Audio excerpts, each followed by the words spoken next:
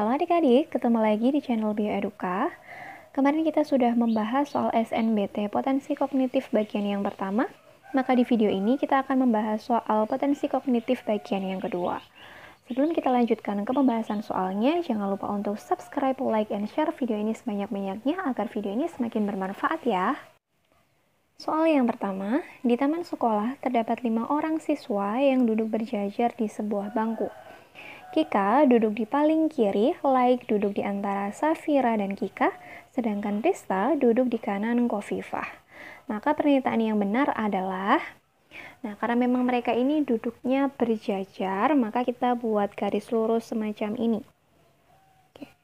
Yang di sini adalah bagian kiri, yang di sebelah sini adalah bagian yang kanan. Kika duduk di bagian yang paling kiri. Nah, karena tadi kan ada 5 orang, maka kita bagi menjadi 5. Karena Kika duduknya di paling kiri, maka Kika posisinya di sini. Kemudian, Laik ini duduknya di antara Safira dan Kika. Kika posisinya di paling kiri, berarti Safira posisinya di sini. Sehingga Laik adalah di tengah-tengah antara Kika dan Safira. Lalu Rista duduk di sebelah kanannya Kofifah. Berarti Kofifahnya di sini, Ristanya ada di paling kanan. Opsi yang A, Laik duduk di kanannya Safira. Nah, justru si Laik ini duduk di sebelah kirinya si Safira. Berarti pernyataan yang A ini adalah salah. Kemudian yang B, Kofifah duduk di paling kanan. Nah, yang paling kanan ini adalah si Rista. Berarti yang B juga salah. Safira duduk di antara Laik dan Kofifah. Nah, Safira posisinya di sini duduk di antara Laik dan Kofifah. Berarti opsi yang benar adalah opsi yang C. Kita lanjut ke soal yang nomor 2. 8 siswa kelas 12 yang terdiri atas Anida, Faiza, Gina, Helga, Melani, Raja, Tiara, dan Yudis sedang duduk melingkar mengerjakan soal bersama dengan ketentuan sebagai berikut. Ketentuan yang pertama, Anida duduk berhadapan dengan Faiza. 2. Melani duduk tepat berseberangan dengan Yudis. 3. Faiza duduk di antara Helga dan Gina. 4. Melani duduk di antara Raja dan Helga. Maka manakah pernyataan berikut yang benar? Nah, tadi ke-8 siswa ini duduknya secara melingkar. Maka seperti di video yang pertama kemarin, kita membuat sebuah lingkaran. Karena ada 8 siswa, maka kita membaginya menjadi 8 bagian. Kita ketentuan yang pertama, Anida duduk berhadapan dengan Faiza. Berarti Anida posisinya di sini, Faiza posisinya di hadapannya si Anida. Triknya sama seperti kemarin, kita cari pernyataan yang berhubungan dengan Anida maupun Faiza, yaitu pernyataan yang ketiga, di mana Faiza ini duduknya di antara Helga dan Gina. Nah, karena Faiza ini duduknya di bawah berhadapan dengan Anida, maka posisinya dari Helga dan Dina adalah di samping kanan dan kirinya. Di sini Helga, di sini adalah Gina. Kemudian kita cari lagi pernyataan yang berhubungan dengan Helga, Faiza, Gina, maupun Anida, yakni pernyataan yang keempat. Bisa nih kita gunakan, yaitu Melani ini duduknya di antara Raja dan Helga. Helga kan di sebelah sini. Nah, karena Melani duduknya di antara Raja dan juga Helga, berarti Raja ini posisinya di sini, sedangkan Melani posisinya di sini. Nah, Melani ini duduk tepat berseberangan dengan Yudis. Berarti Yudis posisinya di sini. Nah, yang belum masuk itu adalah si Tiara. Berarti Tiara posisinya di sini. Lalu manakah pernyataan yang benar? Kita cek mulai dari opsi yang A. Tiara duduk berhadapan dengan Raja. Nah, dari gambar ini kita ketahui bahwa Tiara itu duduknya justru berhadapan dengan si Helga. Berarti salah. Lalu opsi yang B, Yudis duduk di antara Tiara dan Yuda. Yudis ini posisinya di sini, duduknya di antara Tiara dan Gina harusnya, bukan di antara Tiara dan Reza. Berarti yang B ini juga salah. Lalu opsi yang C, Gina ini duduk di antara Faiza dan Tiara. Gina duduknya justru di antara Faiza sama Yudis. Yang C juga salah. Kemudian yang D, Gina duduk tepat berseberangan dengan Raja. Nah, yang duduknya tepat berseberangan dengan Raja ini adalah si Gina. Jadi Gina ini benar ya, duduknya tepat berseberangan dengan raja. Maka opsi yang benar adalah opsi yang D. Nah, kita cek dulu yang E, di mana Anida ini duduk di antara raja dan Yudis. Nah, Anida posisinya di sini, berarti justru duduknya di antara Tiara dan raja. Oke, kita lanjutkan ke soal nomor 3. Di sebuah ruang tunggu, terdapat 5 orang yang duduknya berjajar, yaitu Aca, Hiban, Mona, Pingkan, dan Zaki. Aca duduk tepat di tengah-tengah, Pingkan duduk di antara Mona dan Aca, lalu Pingkan dan Zaki ini berjarak 2 kursi. Nah, karena tadi mereka duduknya secara berjajar, maka kita bikin garis lurusnya semacam ini, lalu kita bagi menjadi 5. Nah, tadi Aca itu duduknya tepat di tengah-tengah, berarti Aca posisinya di tengah-tengah sini.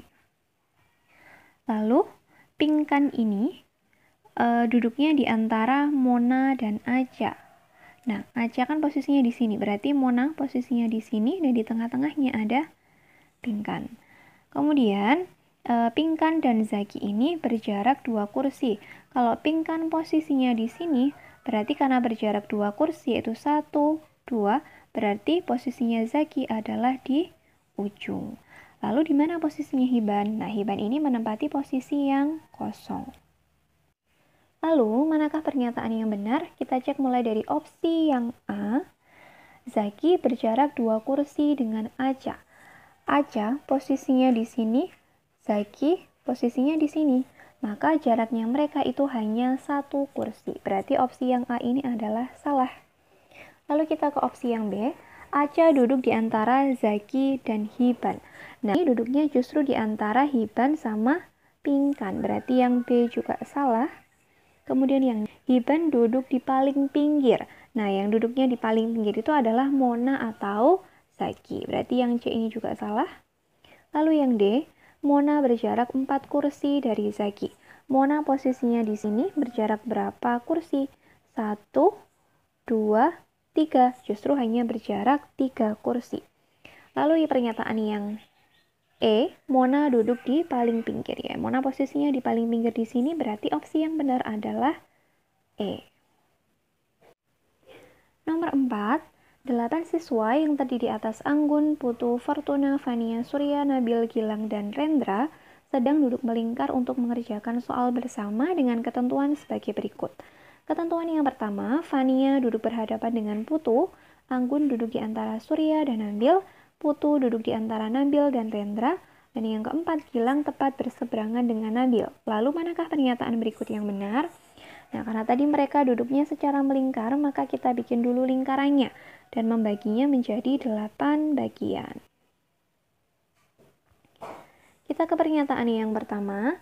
Fania duduk berhadapan dengan Putu. Berarti Fania posisinya di sini, maka Putu ini posisinya tepat berhadapan dengan Fania. Lalu kita cari pernyataan yang berhubungan dengan Fania maupun Putu. Nah, kita bisa gunakan pernyataan yang ketiga, di mana Putu ini duduknya di antara Nabil dan Rendra. Berarti Nabil dan Rendra posisinya di kanan kirinya Putu. Lalu kita cari pernyataan yang berhubungan dengan Nabil, Putu, Rendra, maupun Fania. Nah, kita bisa gunakan pernyataan yang kedua, di mana Anggun ini duduknya di antara Surya dan Nabil. Berarti karena Nabil posisinya di bawah, maka Surya posisinya di sini, sehingga Anggun posisinya ada di antara Surya dan Nabil. Lalu kita gunakan pernyataan yang keempat atau pernyataan yang terakhir, di mana Gilang ini duduknya tepat berseberangan dengan Nabil. Nah, Nabil kan posisinya di sini, berarti Gilang posisinya ada di atas sini. Lalu posisi yang kosong ini siapa? Ya, posisi yang kosong ini adalah untuk Fortuna, karena tadi yang belum disebutkan adalah namanya Fortuna. Kita cek satu persatu, mulai dari opsi yang pertama. Surya duduk di antara Anggun dan Gilang. Surya posisinya di sini, harusnya duduk di antara Anggun dan Fania. Berarti opsi yang A ini salah. Lalu yang B, Fortuna duduk berhadapan dengan Anggun. Nah, ini Fortuna di sini, Anggunnya di sini. Berarti mereka duduk tepat berhadapan. Sehingga opsi jawaban yang benar adalah opsi yang B.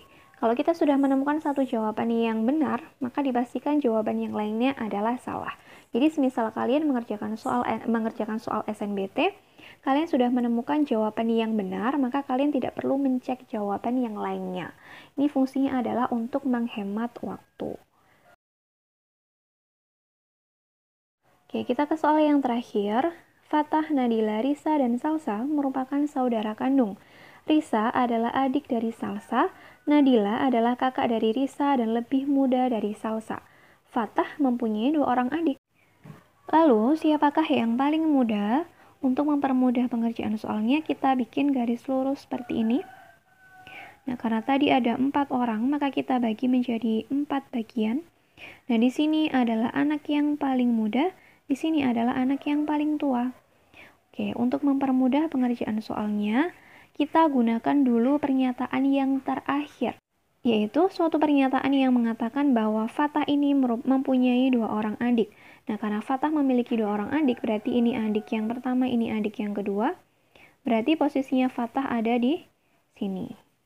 Kemudian, Risa ini adalah adik dari Salsa. Nah, Nadila adalah kakak dari Risa dan lebih muda dari Salsa. Berarti posisinya Risa ada di sini, kemudian Nadila posisinya di sini, dan Salsa adalah yang paling tua. Lalu siapakah yang paling muda? Nah, maka yang paling muda ini adalah si Risa, berarti jawabannya adalah yang A. Demikian tadi video pembahasan soal SNBT potensi kognitif part yang pertama. Semoga penjelasan yang kakak berikan bisa bermanfaat bagi adik-adik dan bisa dipahami dengan baik. Sampai ketemu di video yang selanjutnya.